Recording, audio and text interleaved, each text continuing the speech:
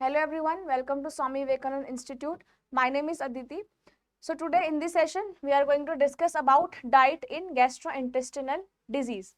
जो आपके GIT tract से रिलेटेड डिजीज होती है उसके बारे में हम डिस्कस करेंगे. In the earlier videos we have discuss about यहाँ पर कार्डियोवैस्कुलर डिजीज. अभी तक जो हमने कवर किया है वो मैं आपको बता देती हूँ. सबसे पहले हमने यहाँ पर कवर किया था, हम अभी तक कवर कर चुके हैं ओबेसिटी के बारे में, टाइफॉइड डिजीज के बारे में, बर्न्स के बारे में, फीवर के बारे में, cardiovascular disease,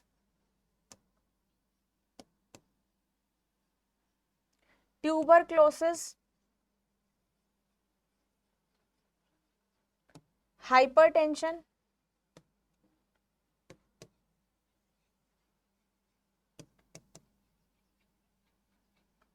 mall absorption disease,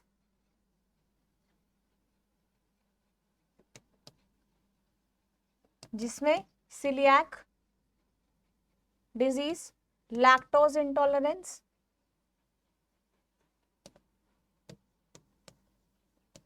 and स्टिटोरिया.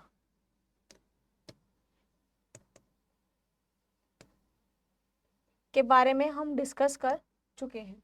ठीक है, ये सारे डिजीज के बारे में हम डिस्कस कर चुके हैं और एक दो डिजीज और हैं, अभी मुझे याद नहीं आ रही है, तो वो सब आप पहले वाली वीडियोस में जाकर देख सकते हो. अब हम डिस्कस करेंगे GIT ट्रैक के बारे में. ठीक है, तो यहाँ पे गैस्ट्रोइंटेस्टिनल डिजीज के बारे में हम डिस्कस करते हैं.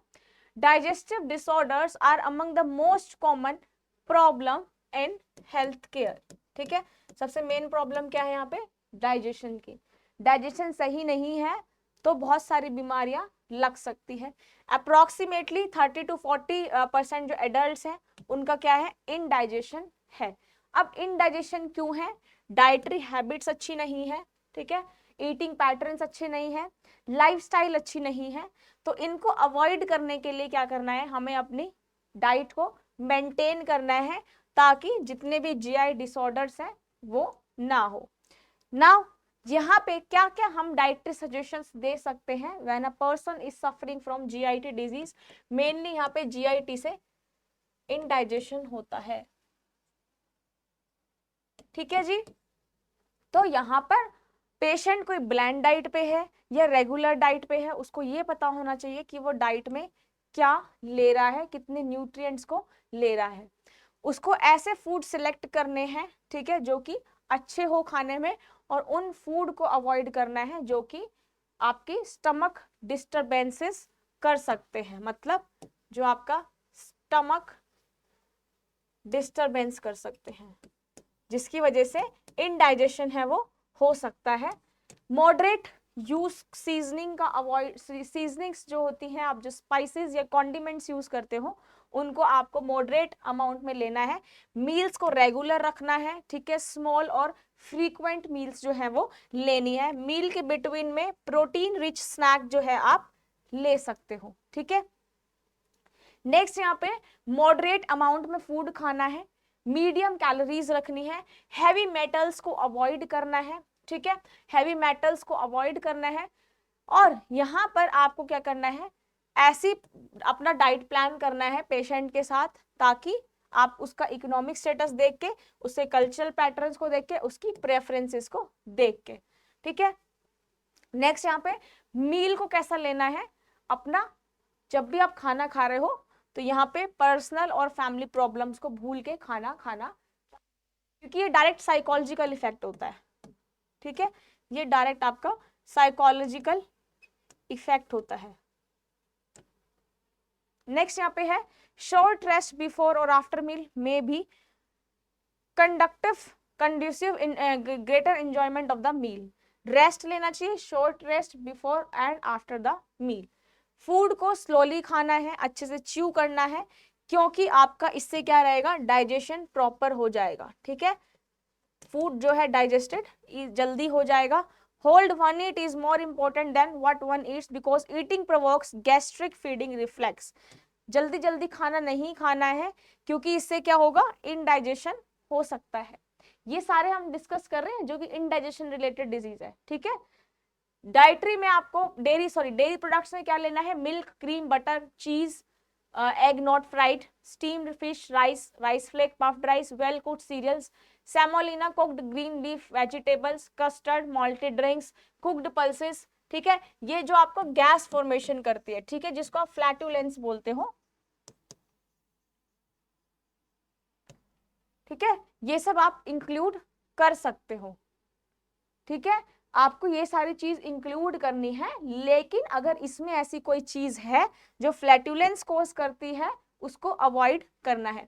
Alcohol, strong tea, coffee, cola, beverages, gravies, pickles, spices, chillies, curries, condiments, fried food, pastry, cake, sweets, halwa, barfi, raw ripe and unripe fruit, vegetable, cucumber, onion, radish, tomato, इन सबको अवॉइड करना है when you are suffering from the GI disorder, मतलब gastrointestinal disorders.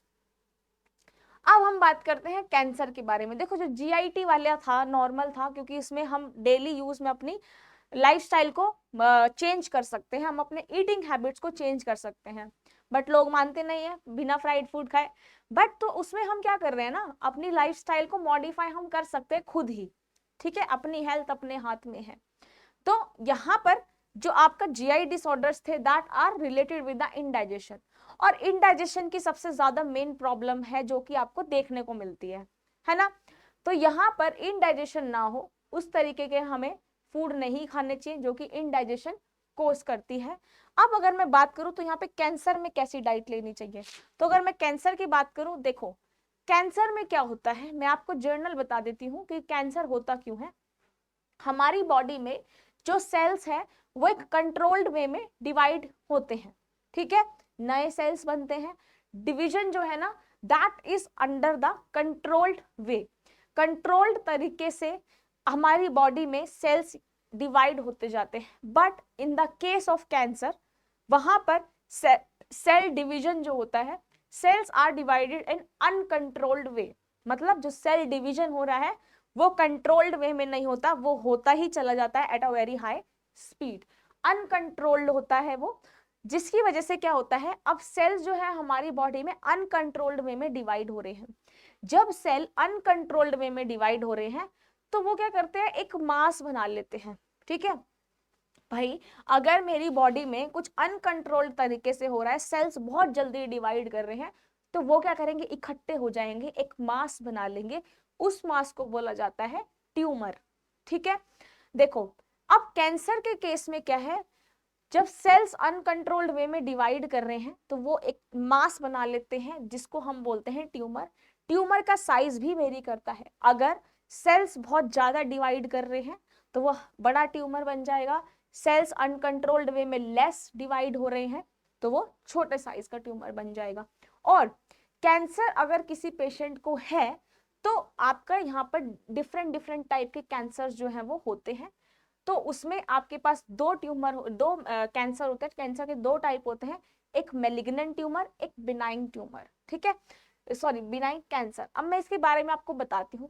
Cancer क्या है, इसको आप बोलते हो मेलिग्नेंट नियोप्लेज्म, ठीक है, मतलब सेल्स जो है आपके अनकंट्रोल्ड वे में जाके एक जगह पे इकट्ठे हो रहे हैं, ठीक है, मेलिग्नेंट हो रहे हैं, एक जगह पे इकट्ठे हो रहे हैं, और अनरेगुलेटेड सेल ग्रोथ है, मतलब जो सेल्स है वो यहाँ पर अनकंट्रोल्ड वे में डिवीजन कर रहे हैं, ठीक है। अनकंट्रोल्ड वे में क्या हो रहा है, सेल डिवीजन, ठीक है, सेल जो डिवाइड कर रहे हैं वो अनकंट्रोल्ड वे में कर रहे हैं, कंट्रोल्ड तरीके से नहीं कर रहे हैं, इसको हम बोलते हैं कैंसर। कैंसर में जो सेल डिवीजन है, ग्रोथ है, वो अनकंट्रोल्ड है, जिसकी वजह से मेलिग्नेंट ट्यूमर बन सकता है, ठीक है। और यहाँ पर क्या है, जो आपका जो मेलिग्नेंट ट्यूमर है वो उस एरिया पे, तो देखो मान लो इस एरिया पे मास बन गया, ठीक है, इस एरिया पे मेरे क्या है, सेल्स जो है वो डिवाइड कर गए, ठीक है। अब इस एरिया पे मेरे जो सेल्स डिवाइड कर रहे हैं ये जो है एक मास बन गया, ठीक है, ये क्या हुआ, एक मास बन गया। अब ये जो मास बना है इसको आप क्या बोलोगे, ट्यूमर, ठीक है ना। अब ये इस पार्ट को तो इफेक्ट कर ही रहा है और साथ साथ जो इसके आसपास वाले एरिया है उसको भी इफेक्ट करता है, ठीक है। मतलब यहाँ तो इफेक्ट आएगा ही ना क्योंकि ट्यूमर बन गया है, लेकिन इसके आसपास वाले एरियाज भी इफेक्ट हो जाते हैं in the case of malignant tumour, ठीक है। तो कैंसर क्या है, it is used to sugar malignant neoplasm और टर्नओवर्स। नियोप्लाज्मा का मतलब है, नियोप्लाज्मा मतलब सेल जो है वो आपके अनकंट्रोल्ड वे में पॉलिफरेट कर रहे हैं, डिवाइड कर रहे हैं, ठीक है। पॉलिफरेट मतलब आपका जल्दी डिवीजन कर रहे हैं without the normal control on the growth. जो हमारी बॉडी में नॉर्मल तरीके से कंट्रोल होते हैं वो नॉर्मल तरीके से कंट्रोल नहीं हो रहे हैं, अनकंट्रोल्ड वे में ग्रो कर रहे हैं। But in the case of malignant neoplasm, अगर मैं मैलिग्नेंट ट्यूमर की बात करूं तो यहाँ पे जो सेल है वो आपके एडजेसेंट टिश्यूज में भी स्प्रेड हो जाते हैं, ठीक है, जिससे आपका ट्यूमर जो है वो स्प्रेड हो सकता है।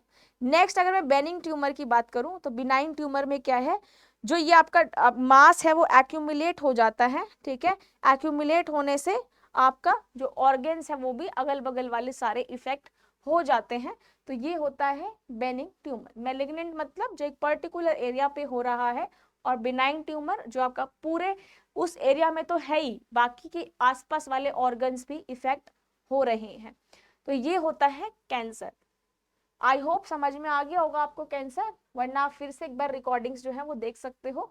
अब नेक्स्ट यहाँ पे क्लासिफिकेशन क्या है कैंसर की, देखो टिश्यू डिवाइड कर रहा है, सेल ज्यादा डिवाइड कर रहा है, कार्सिनोमा, एंडोडर्म और एक्टोडर्म, ठीक है, ये आपकी लेयर्स होती हैं। सार्कोमा, मीजोडर्म जो अंदर वाली लेयर होती है सेल की, leukaemia, white blood cells and lymphoma, monocyte, macrophage, ये सारे क्लासिफिकेशन है कैंसर की। अगर मैं डेंजर सिग्नल्स की बात करूं कैंसर में, तो यहाँ पे क्या क्या सिम्टम्स आपको देखने को मिल सकते हैं। ए सोर दैट डज नॉट हील, आपको थ्रोट प्रॉब्लम हो सकती है, कलर चेंज हो सकता है, आपका जो मस्सा या मोल है उसका वॉट का, क्रॉनिक इनडाइजेशन, बहुत लंबे समय से आपको इनडाइजेशन हो रहा हो, निगलने में, खाना निगलने में तकलीफ हो रही हो, ठीक है, एक लम्प बन जाता है इन द ब्रेस्ट और any part of the body, किसी भी बॉडी पार्ट में लंप फॉर्मेशन हो जाता है, एबनॉर्मल ब्लीडिंग और discharge from any body opening, आपकी एबनॉर्मल ब्लीडिंग होने लग जाती है और डिस्चार्ज भी हो सकता है, ठीक है, किसी भी बॉडी ओपनिंग से। Change in normal bowel habits, आपकी बाउल हैबिट्स में नॉर्मल चेंज आने लगता है, और आपकी जो वॉइस है उसमें भी चेंजेस यहाँ पर देखने को मिलते हैं। ये सारे सिम्टम्स आते हैं। साइड इफेक्ट क्या आते हैं कुछ कैंसर थेरेपी के, ठीक है, और क्या क्या हम इसमें आपके डाइटरी मैनेजमेंट हम कैसे कर सकते हैं। देखो कैंसर थेरेपी में हम जनरली कीमोथेरेपी का यूज करते हैं, ज्यादा ये आपका कैंसर ठीक तो नहीं करता है, पूरी तरीके से क्योर तो नहीं होता है, बट हाँ कुछ हद तक वो कंट्रोल हो सकता है। तो यहाँ पे साइड इफेक्ट्स क्या क्या हो सकते हैं, nausea, vomiting, clear cold and carbonated beverages, ठीक है, with added Polycose, sleeping beverages, slowly through straw, small frequent meals, low in fat, dry crackers or toast before arising tart or salt food liquid 30 to 60 minutes before eating। ये सब क्या करना है, अगर आप ये सारे फूड ले रहे हो तो सबसे पहले सिम्टम्स क्या है, नोजिया और वॉमिटिंग का होता है, ठीक है। आप डाइटरी मैनेजमेंट कैसे कर रहे हो, ये सब चीजें आपको क्या करना है, अवॉइड करना है। ड्राई माउथ अगर है आपका तो क्या करना है, dry mouth, drinking at least 2 quarts of liquid daily, high calorie beverage are preferable to meat, ठीक है, क्या करना है आपको, लिक्विड अच्छे से लेना है। सॉसेस, ग्रेवीज जो है आपको क्या करना है, ये सब का इस्तेमाल करना है जो कि इजिली स्वेलो हो सके, मतलब हाई लिक्विड डाइट आपको लेनी है। चुइंग शुगर फ्री गम्स और sugar free candy to stimulate salivation, ठीक है, आर्टिफिशियल जो सलाइवा है आपका च्यू करने पे वो बना रहे ताकि स्वेलिंग में आपको दिक्कत ना आए, ठीक है। टेस्ट को हम कैसे ऑल्टर कर सकते हैं in the case of cancer, हम डिफरेंट एक्सपेरिमेंट कर सकते हैं फ्लेवर और सीजनिंग्स के साथ। अगर किसी को भूख नहीं लग रही है तो क्या करना है, स्मॉल फ्रीक्वेंट फीडिंग करनी है, हाई कैलोरीज लेनी है, हाई प्रोटीन स्नैक लेना है एंड बेवरेजेस लेनी है, ताकि यहाँ पे जो आपका फूड जब आप निगलते हो उसको निगलने में ज्यादा तकलीफ ना आए। अगर सोर थ्रोट और माउथ है तो soft non acid foods, blended और liquefied foods, beverages at room temperature using straw with liquid, ये सब का यूज करना है। अगर स्वॉलिंग प्रॉब्लम से निगलने में दिक्कत है तो आपको सीजन्ड फूड्स नहीं खाने हैं, लिक्विड फीडिंग्स और प्यूरी आप यूज कर सकते हो। ट्यूब फीडिंग अगर करा रहे हो तो उसमें आप बटर और सॉस भी ऐड कर सकते हो। फाइनली जो फूड है उसको चॉप करके खाना है, आपको डायरेक्ट जो है वो नहीं निगलना। तो ये था आपका कैंसर के बारे में। अच्छा, कैंसर में आपको समझ में आ गया ना, malignant and benign tumour, benign tumour. तो that basically depend on the patient health, ठीक है, कि जो पेशेंट की हेल्थ है वो कैसी है।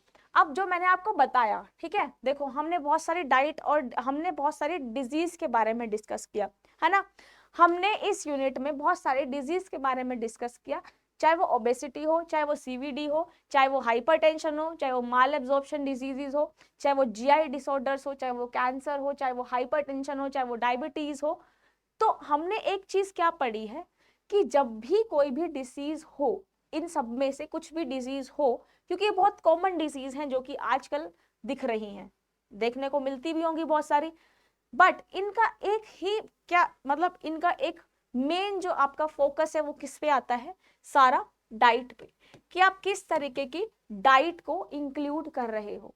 अब हमने इतनी सारी डिजीज पढ़ी है, हमने डाइटरी मैनेजमेंट में पढ़ा क्या है, सिर्फ हमें क्या करना है, अगर आपके पास माल न्यूट्रिशन है तो आप फैट हाई कैलोरीज ले सकते हो, लेकिन वो भी अच्छी कैलोरीज। हमने एक चीज नोटिस करी है आप लोगों ने कि जितने भी हमने डिजीज के बारे में पढ़ा है उसमें सबसे ज्यादा डाइटरी मॉडिफिकेशन हमने किस में करा है, किस न्यूट्रिएंट में हमने सबसे ज्यादा डाइटरी मॉडिफिकेशन किया है, फैट में। क्योंकि सारी डिजीज ज्यादातर किससे होती है, ज्यादा फैट कंजप्शन से, चाहे आप उसमें सीवीडी ले लो, चाहे ओबेसिटी ले लो, चाहे हाइपरटेंशन ले लो, ठीक है, चाहे डायबिटीज ले लो। और यहाँ पे नॉर्मल क्या करना है आपको, फैट रिस्ट्रिक्ट नहीं करना है, फैट लेना बहुत जरूरी है बॉडी में, it is a good source of energy, but कैसे फैट लेने हैं, अनसैचुरेटेड और polyunsaturated which are rich in omega acids, omega fatty acids. तो यहाँ पर मेरे कहने का यही मोटो है कि जब भी हम किसी भी डिजीज के साथ डील कर रहे हैं तो हमें कैसे डील करना है, उस फूड को हमें रेस्ट्रिक्ट करना है ताकि किसी भी तरीके की बीमारियां जो है वो ना लगे, ठीक है। तो यहाँ पर चाहे वो आपके पास कैंसर हो, चाहे डायबिटीज हो, चाहे सीवीडी हो, सब में मेन रोल किसका आता है, फैट का। अगर मैं फैट कंजप्शन कम कर दूंगी तो बॉडी में डिजीज ऑलरेडी नहीं होंगी, बट अगर जेनेटिक प्रॉब्लम है तो fat is not a major component, ठीक है। अगर जेनेटिक डिसऑर्डर्स हैं तो उसमें फैट या कार्ब्स इनका कोई रोल नहीं है। हाँ, डाइट का रोल है कि आप डाइट कैसी ले रहे हो, बट जेनेटिक जो आपका चलता आ रहा है, जो आपका हेरिडिटरी है, उसको आप कंट्रोल नहीं कर सकते। ट्रीटमेंट ले सकते हो, जैसे कैंसर की मैंने बात करी तो हम यहाँ पे कीमोथेरेपी दे सकते हैं, बट कीमोथेरेपी उतनी इफेक्टिव नहीं होती है if you are suffering from the आपका सीवियर कंडीशन है या फिर आपकी थर्ड स्टेज है कैंसर की या फोर्थ स्टेज है। इनिशियल में अगर आप कीमोथेरेपी लेते हो तो that might help you, but अगर जो सेल है उसने बहुत जगह पे ट्यूमर्स बनाने स्टार्ट कर दिए, अब वो चाहे मेलिग्नेंट हो चाहे बेनाइंग हो, डजेंट मैटर, अगर बॉडी में अनकंट्रोल्ड वे में और डिवीजन हो रहा है और आप उसको कंट्रोल नहीं कर रहे हो तो वहां पर उस केस में क्या होगा, जो आपका ट्यूमर है वो जल्दी फैल सकता है। तो कैंसर हो या कोई भी डिजीज, अच्छा कैंसर में क्या आप कीमोथेरेपी ले सकते हो, आप मेडिकेशंस पे रहते हो, मेडिसिन लेते हो, बट क्या उससे परमानेंट क्योर हो सकता है, नहीं हो सकता। किसी भी डिजीज का परमानेंट क्योर एक चीज से हो सकता है, that should be with the dietary modification, changes in the lifestyle pattern, changes in the dietary pattern, changes in the eating patterns. तो मेडिसिन तो अपना जगह पे काम करती ही है, ट्रीटमेंट जो आप ले रहे हो वो तो अपनी जगह पे काम करेगा ही, बट उसके साथ साथ क्या करना है, डाइटरी मॉडिफिकेशन को आपको चेंज करना है है ना। हमने पूरी यूनिट में यही पढ़ा है कि हम किस तरीके से डाइट ले सकते हैं, किस तरीके की हमें डाइटरी मॉडिफिकेशन करनी है, किस तरीके की हमें लाइफस्टाइल को चेंज करना है ताकि किसी भी तरह की डिजीज ना हो। तो आई होप आपको ये यूनिट और ये सेशन बहुत अच्छा लगा होगा। आपके लिए कंटेंट जो है मैं बहुत अच्छा लेकर आती हूँ, बहुत रेलेवेंट कंटेंट है, तो इसी तरीके से आप पढ़ो। नेट जेआरएफ जरूर क्वालिफाई होगा। किस तरह के क्वेश्चंस आएंगे वो भी हम डील करेंगे, ठीक है। आने वाले कुछ पीवाईक्यूज जो सेशन होंगे उसमें हम डील करेंगे कि किस तरीके के क्वेश्चन जो है वो आएंगे। Just you have to focus on your consistency. आप अपनी कंसिस्टेंसी बनाए रखो, ये सभी चीजों को रिवाइज करो। कोई डाउट हो तो आप कमेंट बॉक्स में मेंशन कर सकते हो। Thank you so much, bye and take care everyone.